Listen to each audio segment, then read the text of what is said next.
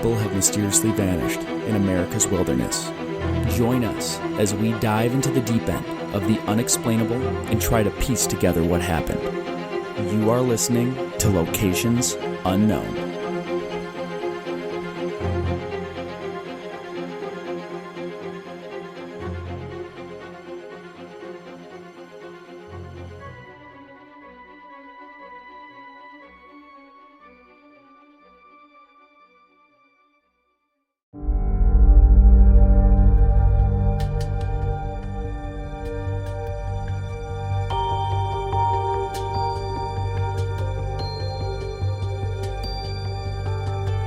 What's up, everybody, and welcome back to another episode of Locations Unknown.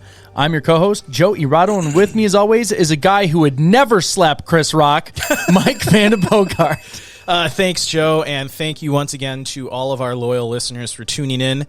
Just a couple of announcements before we get started. I'd like to give some shout-outs to new Patreon supporters. So we've got Jennifer Roy, Meredith Burrows, Eric Woods, Jessica Parks, Catherine Sikowski, Camilla Hano, and Lindsay Cagle. So thank you so much for supporting the show. Every dollar you guys throw at us helps us produce a better show, and we've said this a bunch of times. We're looking for some studio space at some point this year, and so just and if you can't support the show monetarily, head over to like iTunes, Spotify, subscribe, and leave us a 5-star rating, because that helps. Ratings really help a lot. Yeah, no 1 stars, just 5 stars. Yeah, 1 stars, call the number. Call the number instead of leaving a 1 star, and we'll put the voicemail on the show. Yes. A couple other quick announcements. We've got some new swag here, so we actually have some of it with us. So we've got playing cards for those who are watching the live stream. We've got marble magnets. Joe will hold that up to the camera. Zooming in. We've got those are nice drink coasters. Very high quality. Oh yeah. More than one use. And another magnet. Style of magnet. If you like the standard style, you don't want to go as fancy, perfectly fine. So you can find all of... And we've always had our mugs. Always have mugs. Always had the mug. Always be closing. So you can find all that stuff on our Facebook store and eventually on our website store. So if you want to help the show out and get some cool stuff, you can go to one of our stores and buy some of this stuff. Other than that, I have no other updates, Joe. What about you? Nope, just glad to be back from vacation and making more episodes. So it's all good. Life is hard. I know, right? It's so hard. All right, everybody, let's gear up and get out to explore Locations Unknown.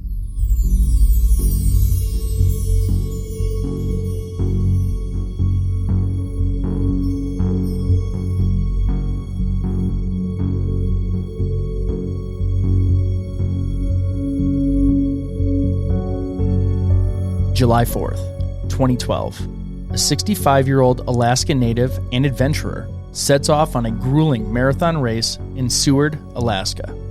Many observers, racers, and judges interacted with him during the race and even right before his disappearance. Join us this week as we investigate the bizarre case of Michael LeMaitre.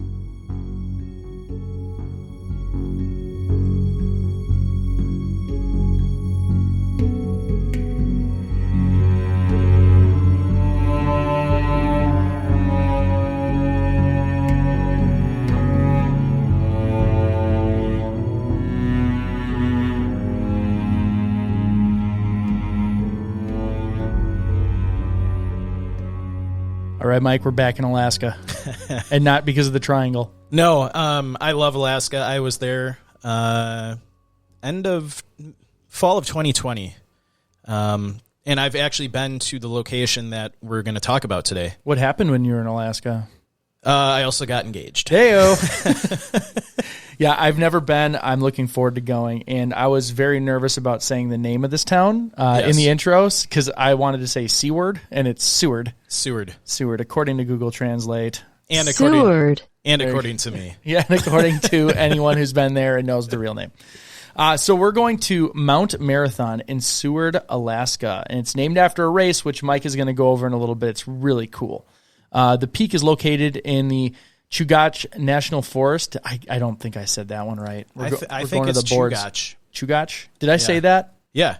Chugach. Yeah, there you go. You're 2 for 2. I was close. Chugach. Keeping score. It was established roughly 1915, so it's an older park, and it sees about 500,000 visitors a year. Well, the mountain was The mountain was established. Named around 1915. Okay, so it wasn't a national forest until later? Or? Yeah, I forgot to write that down. That's okay. I'll forgive you this time. Okay. It sees about 500,000 visitors a year. By comparison, Zion National Park in Utah gets more than 5 million. So this is not a heavily accessed area. It's remote as it is. I mean, how many people go to Alaska, let alone to specific parks that aren't the main how many ones? live in Alaska? Probably 500,000. Yeah, everyone visits once. Yes. So the Chugach National Forest is the farthest north and west of all the national forests and is 30% covered in ice, if you can imagine why. The Chugach is the size of the state of New Hampshire, yet only has 90 miles of Forest Service roads, so it's really, really remote in the areas. Remote. All 5 North American species of Pacific salmon are found in the Chugach: the king, red, silver, chum, and pink. I didn't know there were that many different I had no idea. types of salmon. Yes. I learned something new now. Apparently there are. Yeah. In a distance of just 10 miles, the forest rises from sea level up to 13,100 feet at Mount Marcus Baker. That's really cool. I really like hiking and climbing areas where they have that aggressive mountain climb, so it doesn't, there's some places you go to, they're like, oh, you're 12,000 feet, and you're like, okay, we drove here, basically. Those always look so beautiful, too. They look so enormous. Yeah. Alaska is home to 17 of North America's tallest mountains. Of the 20 highest peaks in the USA, 17 are Alaska, including the highest peak in North America, which is Denali, at 20,320 feet above sea level. Anyone who's been to Alaska and been kind of in the center of the state, Denali kind of it looks like a spaceship in the distance. It's so huge. Oh, you can just kind of see it from everywhere? You can see it from everywhere for miles and miles and miles because there's not really any other mountains around it. It just rises out of the ground. That's wild. Yeah, was it a volcano or is it that I don't know. Is it magma pushing it up from underneath? Probably. I don't know. I don't know at all. All right. Alaska has more than 100 volcanoes and volcanic fields. Alaska contains more volcanoes and volcanic fields than any other state in the U.S. Alaska is approximately 50 miles from Russia, so no, you cannot see it from your house, but if the ocean wasn't there, you could drive to it in under an hour. The majority of Alaskans are men, with about 52%. So don't do, any bachelor parties there. Yeah. It's the highest percentage of any state because we're dumb enough to want to go there and live there. The only battle during World War II that was fought on American soil did take place in Alaska in 1943. They invaded the Aleutian Islands, and that was called the Battle of Attu, which lasted from May 11th to May 30th. God bless you. What? Oh, you are so a dad. You've turned into a dad. That was so good. I am a sneeze. This is Attu. I love that movie. Alaska has the lowest temperature recorded in the U.S., which was recorded at negative 80 degrees at Prospect Creek Camp in 1971. And I'm guessing that is negative 80, not wind chill. Yeah, that's negative 80 degrees Fahrenheit. Oh, my gosh. I don't ever want to be there. No. In addition to having all of the salmon species, the largest salmon ever caught was caught in the Kenai River, weighing it at 97 pounds, 4 ounces. That's a huge salmon. So big. And this I knew, and it's terrifying. Yeah. Kodiak bears can weigh up to 1,500 pounds, and they can be 10 feet tall standing on their hind legs. So to put it in perspective, if a Kodiak bear came up to a standard 2-story home in America, it could stand on its hind legs and look in the second-story window without stretching. That is ridiculous. Alaska's the only place where a grizzly bear is not the most terrifying animal that could kill you. God, I know. Don't they have a Kodiak in the airport? I don't know. They have a full. I think there's one in their airport. And it has a story of why they killed it, but there's a picture of the lady holding the paw, and it's the size of her upper body. It's insane. Yeah, they're massive. Yes. The temperature based on the Köppen climate classification system for Mount Marathon. It is located in subarctic climate zone with long, cold, snowy winters and mild summers. I bet most people could have guessed that. Temperatures can drop below 20 degrees Celsius with a wind chill factor below 30. The only thing this thing supports is spruce and hemlock trees. Everything else dies. Yep. For the months of May to June, offer the most favorable weather for viewing. Is that when they do this race too? July 4th. July, okay. Yep. So right after. The Chubach Forest area is considered a temperate rainforest in the Pacific and temperate rainforest region. That was surprising just because it's so far north. But yeah, it gets in. Well, there must be a thing. How much water does it have to get to be considered rainforest? Like Anchorage, a lot of times because it's so close to the ocean, is warmer in the winter than it is here in Milwaukee. Okay. Just because of its proximity to the ocean. So that's probably... All right, there's tons of moisture coming off the ocean. And it's just warmer right near the coast. Yeah. Okay. That makes sense. Let's see here. The terrain, 4,826-foot mountain directly west of Seward, Alaska in the Kenai Mountains. The peak is situated in the Chugach National Forest and rises above Resurrection Bay. So here are the types of animals that you would see in this area. There's 200 different colonies of seabirds. Between 3,000 and 5,000 bald eagles. At the Copper River... One fun fact about the bald eagles. I skipped right over that. Yeah, so they have the same number of bald eagles in this national forest as the entire lower 48 of the U.S. Oh, wow. Yeah. So... And we're starting to see them pretty prevalently, so they got to be like...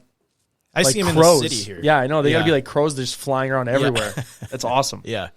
The Copper River Delta portion of the forest provides a habitat for over 20 million birds annually. I said annually. Coyote, timberwolves, moose, caribou. I don't know what a marten is. A marten. Like Martin, the show. He's just hanging out there. They have one.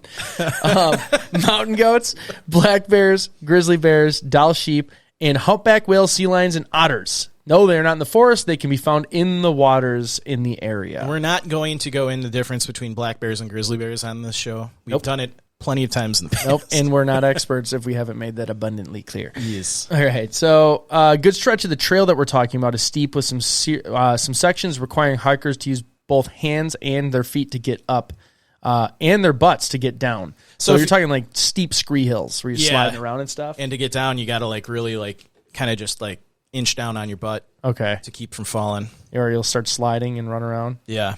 Some sections of the trail have been worn smooth from all the runners and then can become very slippery. A hiking pole is recommended, especially probably when it's raining.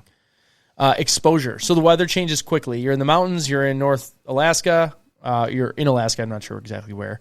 And the fluctuations in body temperature as you climb will demand different layers. So it could be a little bit warmer at the parking lot. Once you get up in altitude, it can be very, very, very cold. And weather in the mountains changes very quickly. Yeah. We've talked about this a lot. And, in Alaska, there's not a lot of margin for error with, it could get, if it gets bad in Alaska, it's going to get really cold. Yeah, absolutely. So the all trails rating for this trail that our disappearing victim was rated hard. I'm trying to see where it says it. Oh, it says right here. For those listening, we're streaming. Yep. I'm showing it on the screen. So it's rated hard, and I was reading through some of the comments here, and my favorite one was amazing, but need more truth tellers about the climb once you reach the loose shale rocks. Vertical. No real path, and you have to crawl and risk slipping on loose rocks. Mixed with wind, was not safe to fully go up. Other than that, it was great, but dangerous once you reach a certain point. So a lot of people are saying how amazing it was. They weren't necessarily saying, you wouldn't be able to make this trip or anything like that. But I think this commenter felt they were underplaying the danger. Yeah, and I think everything that I read, and we're actually gonna watch a couple short videos. This guy who trail runs this trail every year. I think if you're actually doing the marathon up the mountain, you definitely can't be a novice. I think if you're just to leisurely hike it, I'm sure you and I have done some hikes that have been just as dangerous as this, or more dangerous. Sure, just a few. But yeah, so. Are we at the point where you talk about the race? Yeah, I think history. Yes. So yes. So we're going to the next couple segments here, we're going to go into the history of the marathon race, Mount Marathon race, and then We're going to, instead of you listening to us just describe the trail, we're going to have a professional who already did that for us describe it and show us the trail. So kind of cool. And then we'll do some commenting on it in between the videos. The history of this Mount Marathon race is really funny. It sounds like it started in a bar with two drunk guys like, I bet you can't get to the top of that mountain. And the other guy's like, I bet you I can. And I mean, so pretty much that is how it started. The race started with a bar bet. Who could run up the big peak behind town and back in under an hour. So that's so awesome. There was no, cell phones, computers, or anything back then. So this is how you entertained yourself. Well, think about the type of dudes that are living in Alaska in the early 1900s. Yeah. They're tough guys. So you ain't going to tell them they can't do anything. Yeah. So, on Independence Day of 1909, Seward was a 6-year-old pioneer village full of miners and other, like Joe said, hard men. Al Taylor, a dog musher and one of those strong fathers of Alaska, reportedly took the wager. Dressed in wool pants, leather boots, and his Sunday best white shirt, Taylor pounded up the dirt streets and into the woods. He reappeared just over an hour later and bought a round for the house, according to Millie Spaisley's History of the Race. 1915, the race up Mount Marathon, the peak was soon named for this run. So, and it became an annual thing every July 4th. Since then, there's been only 2 reasons why the race hasn't happened. So, World War and Great Depression. So, every other year it's happened, and I actually should have looked it up, but I don't know if they did it for COVID. So, oh yeah, I'll look into it while you're maybe going. 3 events. But so for decades, this race wasn't very popular. Fewer than 10 runners would complete it yearly, and it was pretty much a free for all. Any way up or down was fair game. So, men sprinted down alleys, they climbed over cars, sabotaged each other's shortcuts. The night before, fences would spring up in people's yards to prevent people from completing the race. And back then, winners would win a really nice purse. And I don't mean like a handbag. I mean money. It was canceled during COVID. Okay. Third time. So we were alive for the 3rd time. Yeah, there you I don't go. know if it's a good thing. It's always tragedy, so it's not a good thing. Yeah. So in 1950, the prize was $2,500. So I don't know what that is in inflation terms, but that's a lot of money for winning a 3.1 mile race. Yeah. So now, instead of a cash prize, winners get a trophy and a free entry into the future race. So the race really didn't get popular until the running boom of the 1970s. So Joe and I weren't around there for that, but the running boom of the 1970s? Yeah, so it got really popular, so they actually had to cap the... Sorry about that. Oh, we're having some... sorry, I think we're having a little... that was a volume adjustment, and Windows likes to let you know that you've adjusted the volume. Yeah, and I think my camera feed keeps turning off. Okay. Or is that... I don't know. So we're good. The race... Like I said, the popularity of the race swelled in the 1970s, and as of today, they cap the race at 1,000 men, 1,000 women, and children as young as 7. And it says, people of all stripes show out, from housewives to elite athletes. Entry is $85 for an adult and $35 for a kid. About 90% of the adults are returning runners, and until a recent rule change, all finishers gained entry into the next year's race. So to get into this race, there's a lottery, and it's very coveted, and a lot of people say in Alaska say the only thing harder than running Mount Marathon is getting a chance to run it. So it's very... Oh, wow. Yeah, and like thousands of people, 10, 20, 30,000 people descend on Seward July 4th to just like be at the finish line for this. So it's a huge event in Alaska. So it's probably equivalent to Wisconsinites trying to get season tickets for the Packers. I mean, probably, yeah. And so anyone in Wisconsin listening, yeah, it's that difficult, probably. So now we are going to show 4 short videos. We apologize for the people that are listening. You'll hear them. You'll but, hear it. This is a gentleman who trail runs this race every year, and he's a pro at it, and he's going to kind of go into the course and the difficulties of it, and we'll comment on each video when they're done. All right.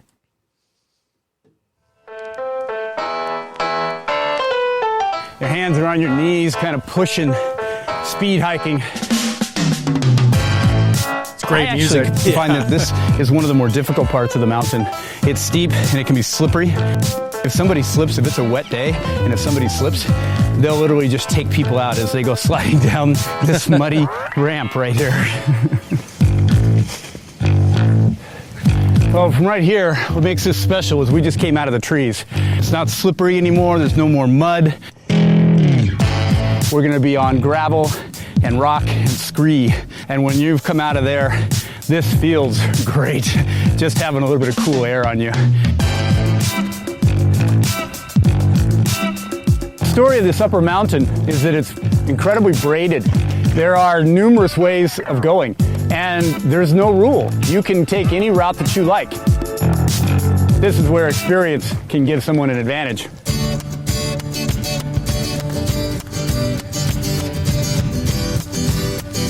You get a great boost here. There's always people on top. They're cheering for you, and you know that you've done the hardest part. But you also have to keep in mind, now you're doing the most dangerous part next. The scream. So the one thing I got from that video is it's not a very long hike up to the top. Oops. Sorry. It looks incredibly demanding if you're running it. Yeah, I like his method of like using his hands to move his knees. I've like totally done that before when I'm going uphill and everything's heavy. I'm like pushing like pistons. Well, in this, one thing that kind of bugged me when I watch this too is whenever we're hiking, I always like be prepared if I'm out in the woods, like overnight. And this guy had a t-shirt and shorts on and running shoes. Let's assume his cameraman had all the gear. Yes. We'll just or the assume Sherpas that are out of view. Yes. All right. So this is part 2 about the scree fields. I hate the scree fields. When he said, "Oh, we're in the scree, it's a good thing," I was like, "Oh man, that must be terrible." Yeah, right. We call it a controlled fall, and that's exactly what it is.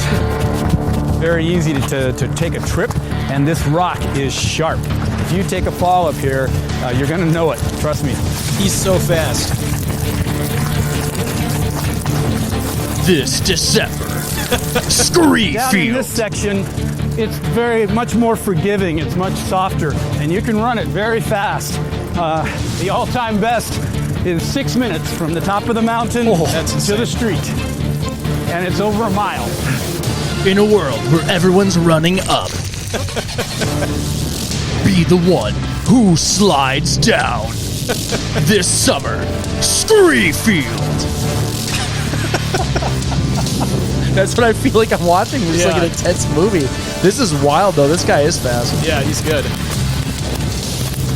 We had to go down that stuff in Africa, and our guides were yelling, "Pole, pole, pole, pole." That means slow, slow, slow. Because I kept trying to do Come off this. the bottom of the scree field, and we're entering what's called the gut. The nature of the mountain and the footing changes dramatically right here.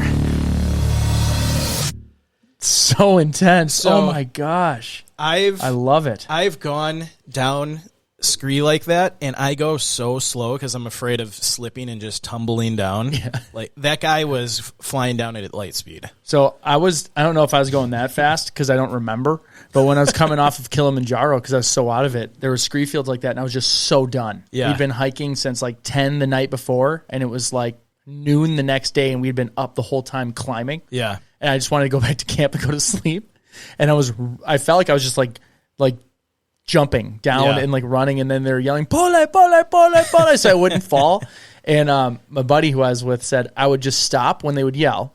I'd sit down on a rock and I would fall asleep immediately. Yeah. And they would catch up to me, and then they would essentially like wake me up, and I'd start going again. Yeah. All right, so let's watch this one. This is the gut. The gut. We've just come off the bottom of the scree field, and we're entering what's called the gut. You can see this jagged rock, these boulders, and we're about to hit the first of what's called the problems. And there's 3 problems. This is problem number 1. I got 3 problems in my gut. Problem. For the safety-minded, the message is to is to try to take your time through here and not get hurt. This is actually where most of the injuries take place. And the reason is that by now your legs are just exhausted. Their eyes are just glazed over. I love how, I just going to stop real quick there. Like, at this point of the race, they're just like, this sucks so much, like, that's a problem. Yeah. What should we call it? Added problem. Problem one. Yeah, the first problem. There's another problem. All you're doing is focusing on what's in front of you. This is where you're going to turn either left to go down the cliff face, which is where the vast majority of the races will go. It's a picture of a guy falling off a cliff. Down here at the other snow fencing, you're going to turn right to take the safety trail down, also known as the switchback trail. Which one's you faster? You do not want to go straight, where this is going to take you to the waterfall, which, unless you are an expert, you do not want to go down that way.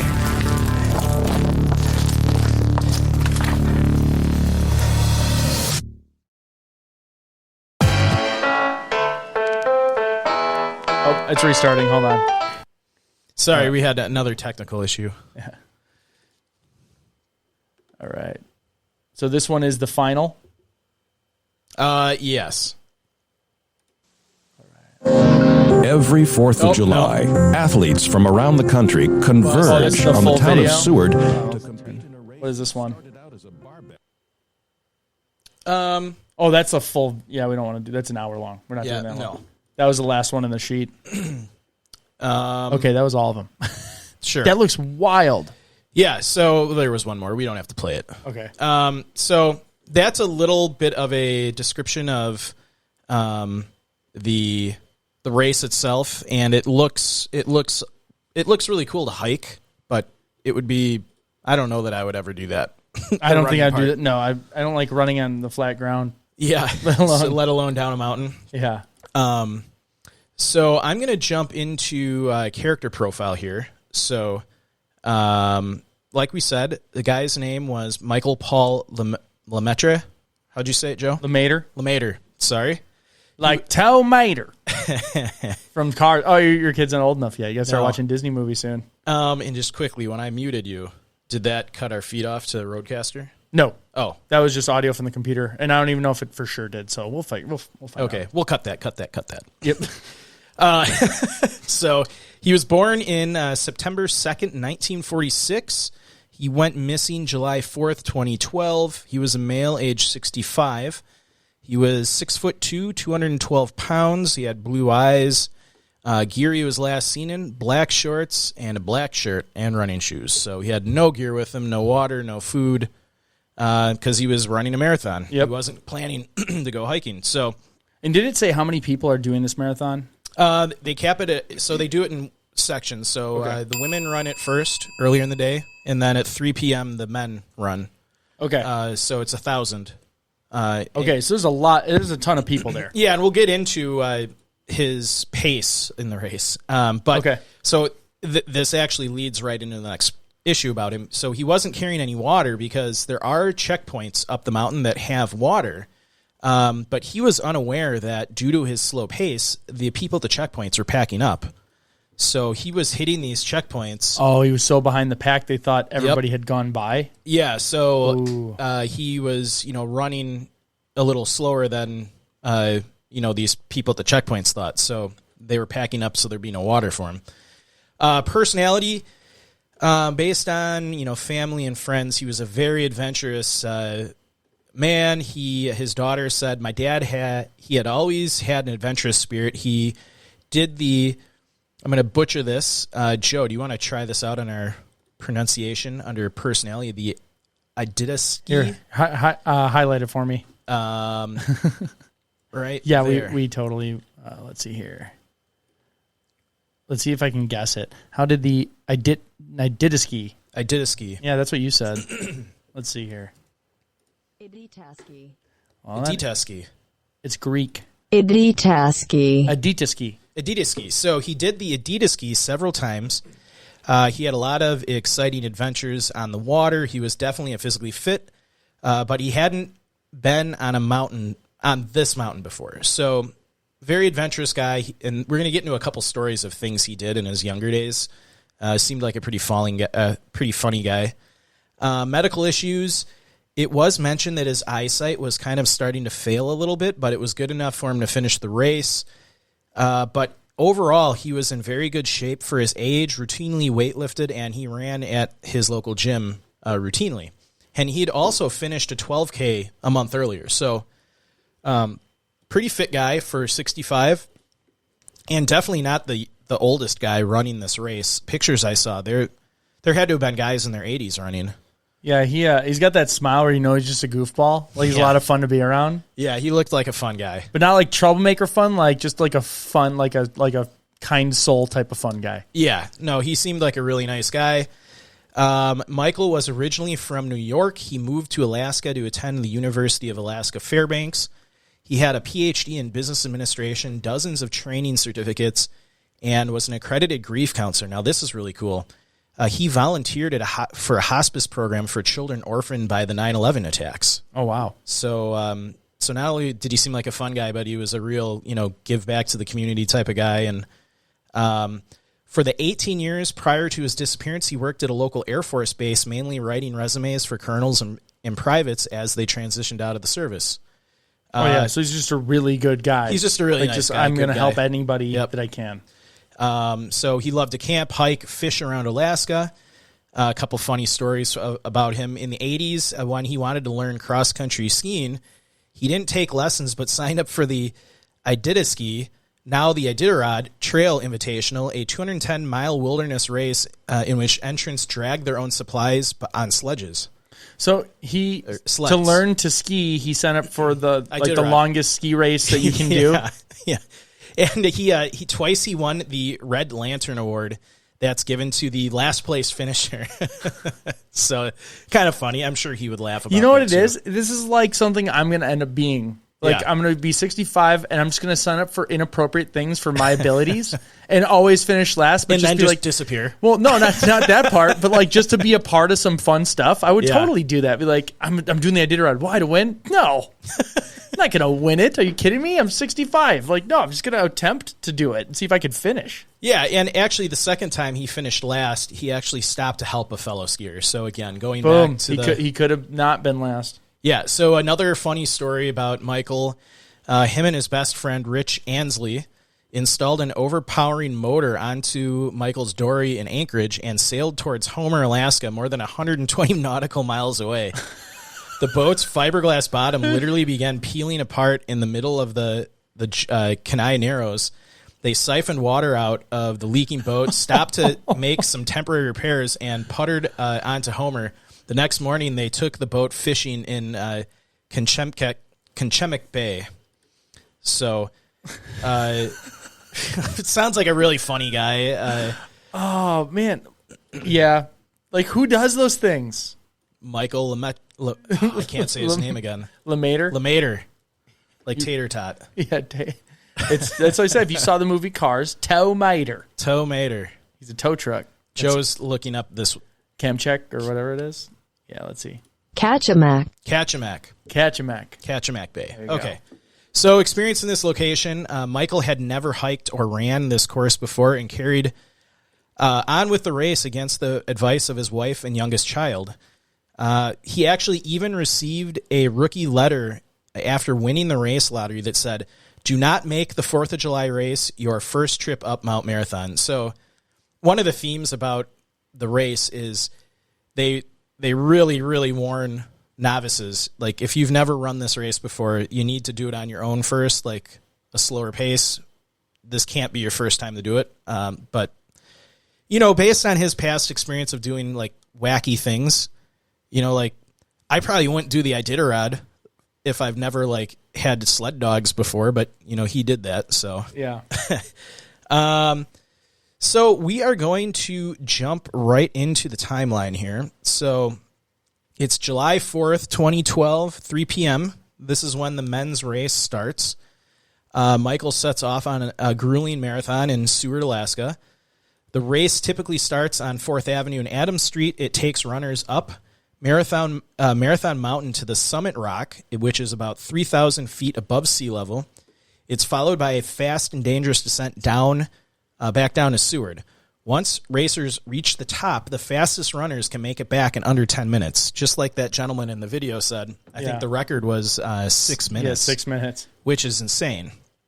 The annual race is about 3.1 miles, has an average slope of 34 degrees with 60 degrees at its steepest. So that's insane. That's super steep. That's crawling. You can't walk up that. Yeah, and that's why they say that some of the spots you have to use your hands and kind of like baby crawl up the mountain. Yeah.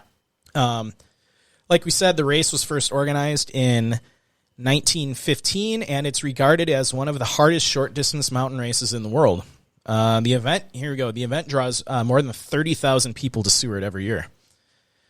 Joe's looking up Google Earth of it right now. I'm showing it up on the screen so you guys can kind of see. This is the side of the mountain right here. Oh, my gosh. Yeah. Yeah, it just goes like a ledge, just straight up. Yeah. It's that is aggressive. Is that the mountain? Yeah. Interesting. There's Race Point right there. Okay, yeah. That's covered in snow. Yeah, let me zoom out a little bit. Yeah, so this is where they go around that rock. Yep. In the video, they go up around the rock and come back down. And that's not the actual peak of the mountain. Oh, no. The peak is a little further up. Yeah, here's the peak way up here. Yeah, they would have too much loss of life if they went up there. You have to go that whole ridge, and I'm sure it's covered in snow almost all year round. Yeah. So, like we said, this was the first time that Michael had run this race. So he was not experienced in the area. And, of course, the day of the race, the weather was rainy and foggy, and it also rained the night before. And due to this, the trail conditions at the time were very slick and muddy, which, if you're talking 30 to 60 degree angles, you don't want that stuff to be slick. Yeah. So, tough conditions, especially for a novice who had never done this race before. So it is now July 4th, 2012 at 6 p.m., about 3 hours into the race. Michael was slowly making his way up the mountain in last place as checkpoint officials were packing up. Michael was last seen by an official named Tom Walsh heading down the mountain just below the race's turn around the point at elevation of about 3,000 feet. So Michael was only about 200 feet from the top when he was seen last. So he was close. He was almost there. And he actually had asked the official if he could continue the race as there was plenty of daylight left, and he had already navigated the most dangerous parts of the course. And Race Point was obviously visible just up the trail, and he could still see all of Seward below him. So, yeah, like although dangerous, it'd be hard to get lost on the side of the mountain. I'll pull it back up on Google Earth because, I mean, you're going to be a direct view right down to the city. Like, up from here, like, you can just see that. There's no trees in the way unless you're way down low. Yeah, you would know if you're off course. If you didn't see Seward, you're not going the right way. Yeah, absolutely. So, like we said, he asked that official if he could continue, and Walsh, the official that was heading down, told him to loop the rock atop Race Point and go down via the descent trail. According to Walsh, Michael didn't appear to be sick or injured, moving slow, yes, but otherwise no red flags stood out. And we actually have a picture of Michael that the officials took probably pretty close to his disappearance. And you can see in the picture that he's uninjured. He's got a big smile on his face. Nothing about him. That was this one, right? Yeah, that's that picture. Yeah. So that's the last picture that we have of him. And look at that smile on his face. Yeah. He's right. He just went through all the hardest stuff. And he's smiling. Yeah, he's got a big smile on his face. He's excited. Yeah, you can see the town right in the background. Yep. No signs of any kind of trauma, physical trauma. The weather in that picture looks pretty good. I mean, you can tell it's cloudy. It's gray and cloudy, but like it's almost like the rain had just finished gray. Yeah. It's not raining. It's not snowing. Yeah, and it's very rare that we have these cases where we have a picture of the person who disappeared, shortly before their disappearance. So, I'll zoom in on this one. Okay. This seems to be the same day. Oh, it's in another person's blog. All right, never mind. So, this would be the last time that anyone will have seen Michael. So it was this official Tom Walsh. When Walsh got to the bottom, he texted race officials that bib number 548, which was Michael's bib number, would be home in about an hour and a half. So now it's July 4th, 2012 at 8 p.m. So by 8 o'clock, when he had not appeared, the family notified authorities, and almost instantly kind of a hastily prepared search kicked off. And unfortunately, temperatures were dropping rapidly and rain was increasing. So, looking at the picture of Michael, he has no hat. He's got climbing gloves on, which would not protect you from any kind of moisture, and a T-shirt and shorts and running shoes. So definitely not prepared for a cold night in an Alaskan mountain with rain coming down. So like we said, a hastily prepared search, gets going. They don't find anything. So by July 5th of 2012 at 2 a.m., an Alaska State Trooper helicopter equipped with infrared radar infrared radar. I can't talk tonight. Yeah. Sensitive enough to see footprints left in snow arrived and scanned the mountain. Searchers also landed. That's wild. Yeah. That's cool. So, and also searchers landed below and started, using their whistles and things like that, and they didn't find anything. So at this point, sleet was falling at race point, and Michael would have been up on the mountain for 12 hours now, only in a T-shirt and shorts.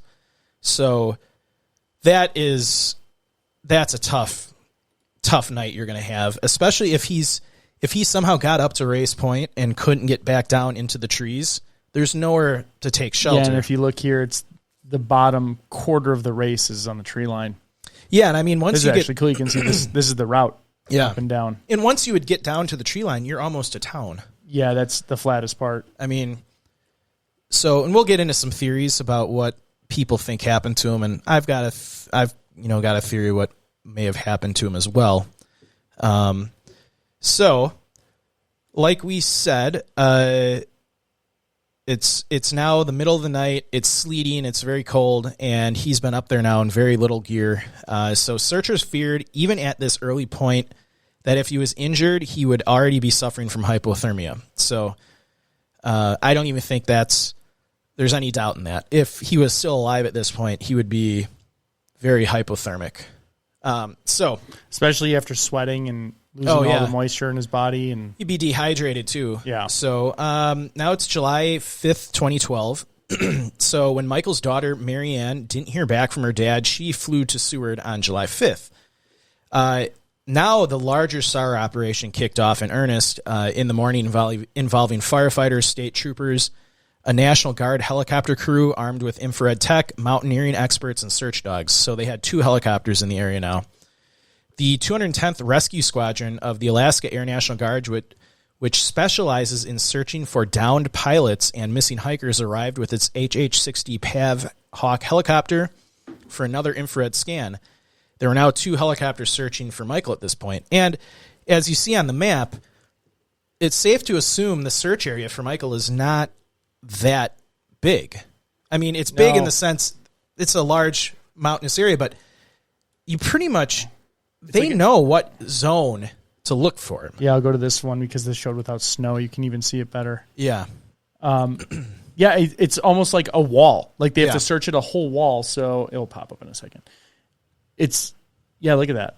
I mean, basically that triangle is where you would search. Yeah. Assuming he didn't.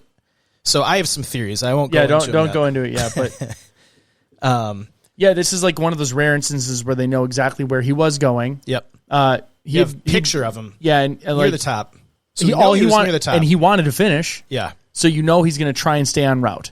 So you have a very good idea of where he would be. Yeah. Also on the ground at this time, they had 40 searchers, which soon expanded to 60, and they canvassed the mountain as well. So you had 2 helicopters with infrared technology in the air. You had 60 searchers canvassing probably the trail area. And they actually, from what I read, they actually used, we've heard this in other disappearances where they tie rope to the trees to mark areas that have been searched. Oh, okay. So they were tying, like Creating the grid. hot colored, like that. What do you call it? It's like ribbon. I don't know. Oh, like Coban, like the stuff you used to like wrap around, like to do a tourniquet, kind of stuff like that. Okay. So that was in the trees. So What were you saying? Hot. like hot pink, Okay. hot green, hot yellow. Like, is it warm? I don't know what you're talking about. The color wise. Okay. You know what I'm talking about now. Kind of. Kind of. I don't all right. know. I don't think you're losing it. Yeah, maybe I am. They call it surveyor's tape. Okay. So I'll look it up while you keep going. And So some of the questions people running this search were asking, so they asked, did Michael hike right past Race Point and continue up the goat path towards the true summit, only to slip down treacherous cliffs, beside the path?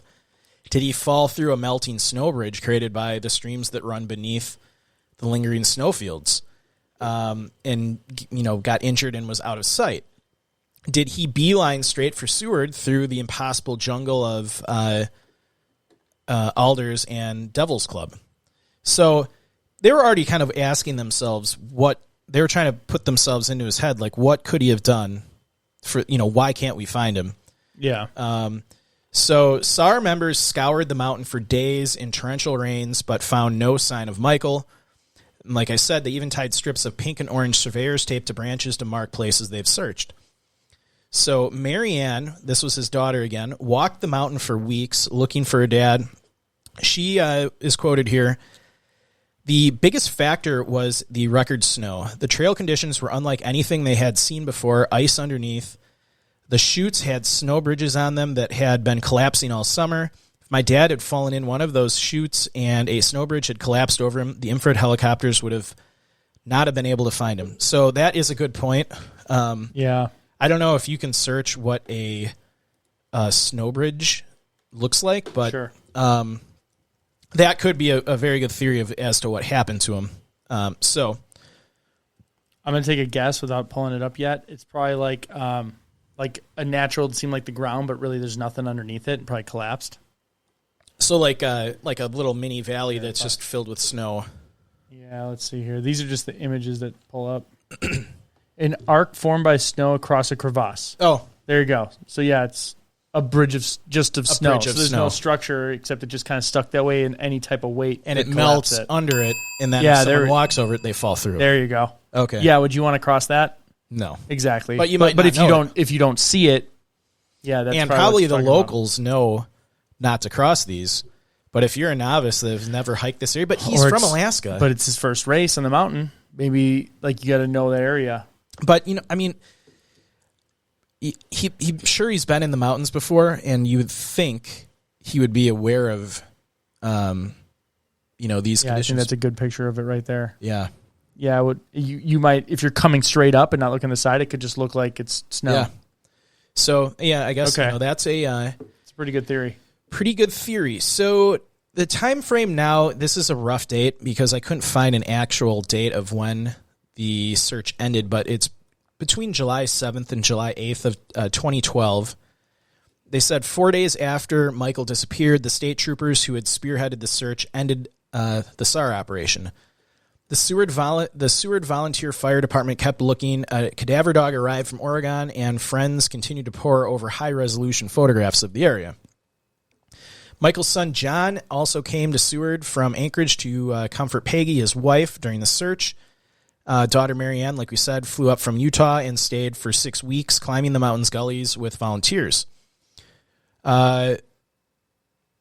She even at one point was searching through bear scat to try and geez. find remains or scraps of clothing. So That's sad. yeah, that's a grisly thing to do. But you know what? I mean, she knows what she's doing because that would be one, if he'd been attacked by a bear, which there's tons of bears in Alaska, Yeah. that would be one theoretical way to find his remains, sadly. So August of 2012, Michael was declared legally dead after a court proceeding called a presumed death trial. Though Michael was declared dead, he is still considered a missing person by the Alaska State Troopers. After being declared legally dead, Michael's wife Peggy sued the race and the Seward Chamber of Commerce for $5 million, alleging negligence and emotional distress. During the court case, chamber officials obtained access to Michael's financial records in an effort to prove that Michael had staged his own disappearance and was in fact alive. They didn't find any proof or sign of life. That is a very odd point to like side of the case to go on. Yeah, I mean, he faked his disappearance and he's alive, and like they're weighing their whole thing on he did it for like the money, or who knows. Yeah, I mean, I guess that'd be the only reason I feel like to do it. Like him and his wife are in on it, and they're gonna declare him dead. They're gonna get the money and then go live. Somewhere else.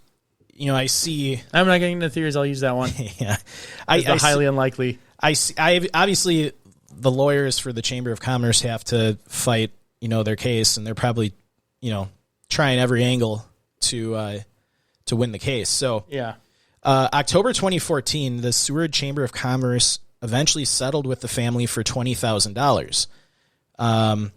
The race organizers took no responsibility for Michael's disappearance, and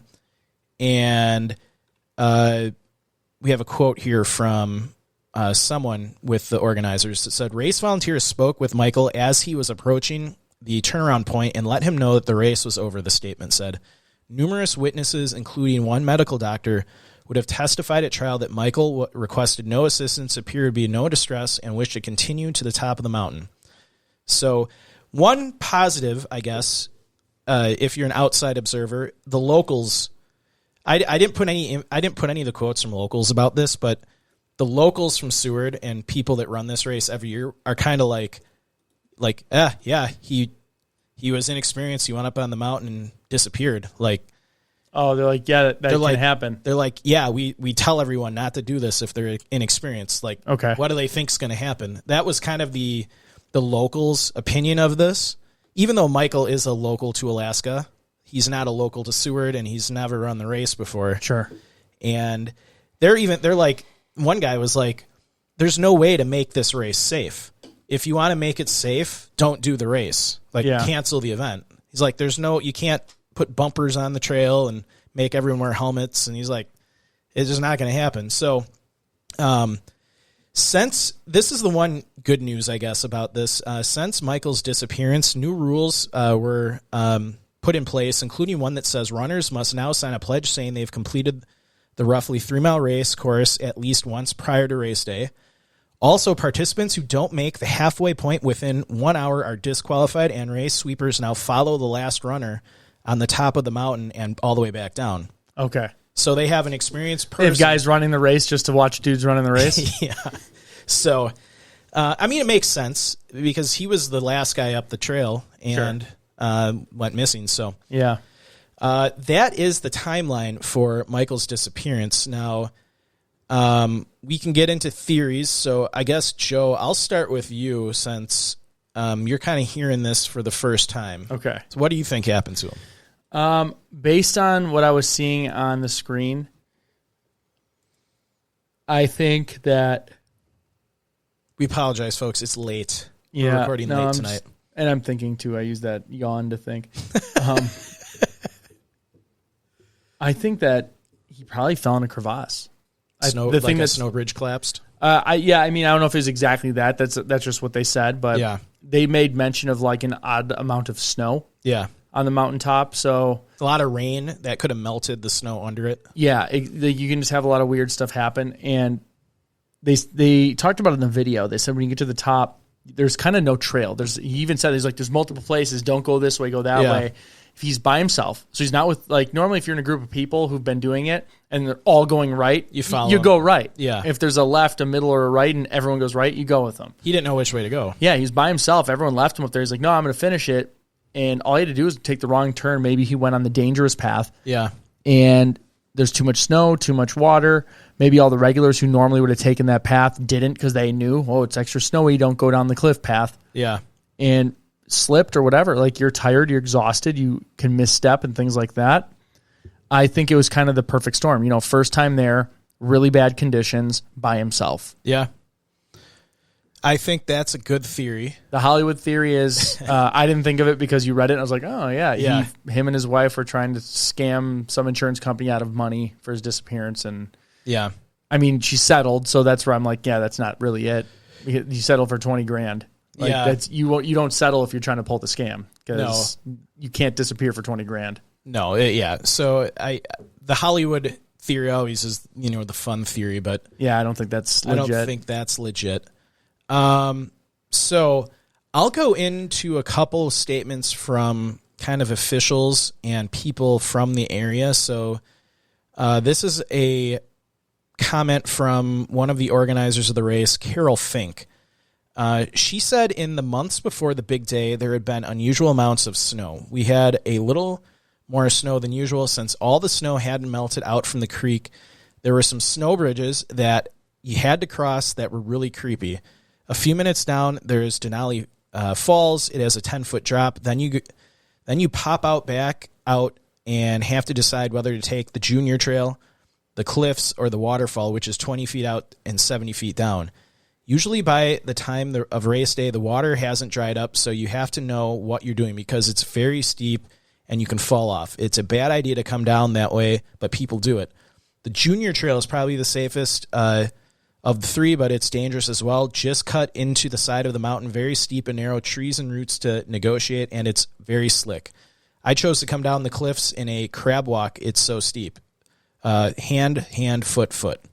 So you can imagine too. I think that just said it right there. Yeah. They had to cross rivers with snow bridges and she said it was like unavoidable basically. Yeah, and if he was moving that slow, he could have been still up there when the rain started again. And we've hiked in the areas where I remember thinking like, man, if it was raining right now, I don't know how we would do this. Yeah. So- some of that rock that you go on is slippery as enough it is dry. Yeah. You slick it up with some water. Yeah. So another official from the area was kind of just, thinking out loud. And he said it could have been something sudden and drastic happened to Michael, a fall, a broken ankle in the scree, a heart attack.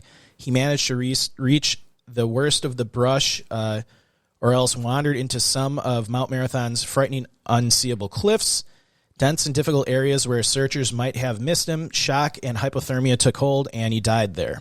So that kind of goes into what my theory was. So Okay.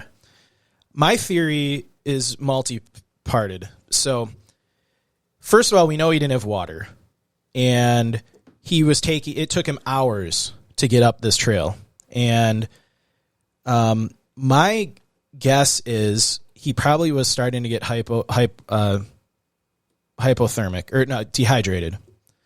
So even in that picture that we saw of him, I'm guessing he hasn't had water in 3 hours. Yeah, And especially they said people were breaking down before he'd get there, Yeah. to the spaces, so he wasn't getting the normal amount of water. So I think he's probably dehydrated at this point, and maybe more dehydrated than that even picture shows. So maybe what he did was he got to the top of Race Point and he stopped and he took a breather. Like he's like, I'm already last. Oh, just like took a seat on the rock? Yeah, and just was like, I'm going to wait here for 30 minutes, catch my breath, take in the view. I'm going to be last no matter what. It's going to be light out for hours. I mean, at that time of the year in Alaska, it's kind of like perpetual twilight, right? Yeah. I believe. So maybe he, being dehydrated, he gets up there, he's taken his time, and he's becoming more and more dehydrated, and the weather changes like that. And he has no protective gear, and it starts raining, it gets windy, he's already dehydrated, he starts getting hypothermic, and he starts making poor judgment decisions. Yep. Perhaps he, like one of these comments, he hikes the wrong way and keeps going up to the peak. Or, like you said, he went down one of the spots you're not supposed to and fell into a crevasse or something that searchers that could find him. lady's statement and the video, the guy's like, you don't want to go down that way. No, so I think animal attack, while it could happen here, from what I read, this is such a populated trail that a lot of the bears and stuff are not going to be. Well, especially how many people 999 people just ran through the area. Yeah. There's probably not going to be animals coming back for a bit. And I mean, I know bears, I don't know that bears are going to be in that kind of grade, 60 degrees. Yeah, they don't typically go out of their way to do hard stuff. No, they're going to be down closer to Seward where the food is, by rivers where, salmon are swimming. They're not going to be up here on the mountain So while you can't rule out a bear attack, I think that's pretty unlikely. I think it's a combination. He was dehydrated, became hypothermic, made some poor decisions on his way down, got stuck up in there some bad weather, and fell and injured himself. And he had no gear to survive the night. Yeah, I think if you injure yourself and fall, you're not in that condition at that age. He wasn't going to be lasting long. No, anyway. and this terrain looks just it's crazy. Yeah, it if looks you pretty fell grueling. somewhere in there, there's a good chance no one's going to find you because no one's going to go down in there. Yeah, and you can see this is that other trail. Yeah. Like that's the one that you're not supposed to go down, I guess. Yeah, and look at those drops. And if he fell in one of those spots, I feel like they would find him. I'm wondering if he fell somewhere, like went off the other side, went the off wrong the way. other side, or somewhere down closer to the tree line, or off the other end of the mountain. I don't know. That's my guess. My guess is If he went off the other side, look at that. That's even steeper than what they're on. Yeah, and it could have been covered with snow at the time, too. Yeah, I mean, they said it was all that snowfall. Yeah. So, I mean, this is what it looks like covered in snow. Yeah, so, I mean, he could have fallen off the trail in one of those spots and fallen through an ice bridge as he was falling, and the searchers never would have found him. And, that's how steep this side is. The other side, it doesn't have snow on it. And you think, too, once everything starts melting, all that water is going to, move remains out of the area, too. Yeah. Now, is that to say they won't eventually find his remains? Who knows? Enough people are running this that if he fell somewhere, that's right. I think it's not on the trail. It's probably not on the trail. They've run it many times since then. Oh yeah, 2,000 people a year run this trail. Yeah. So yeah, my guess is he fell somewhere on the opposite side of the trail, and he's over there somewhere. And I think you got to realize it's probably from this point down because they said they found him right here and he was still headed up. Yeah. So they know he passed all of this stuff just fine. So it really narrows the search down from like here to the bottom. Yeah. And I mean, it could be anywhere along that trail. That's what I'm saying. Like, but from the top of it to the bottom, you don't have to worry about this part over here where it goes up. Yeah. So. Yeah, I agree with your theory. I think I think some just unfortunate accident happened. Yeah.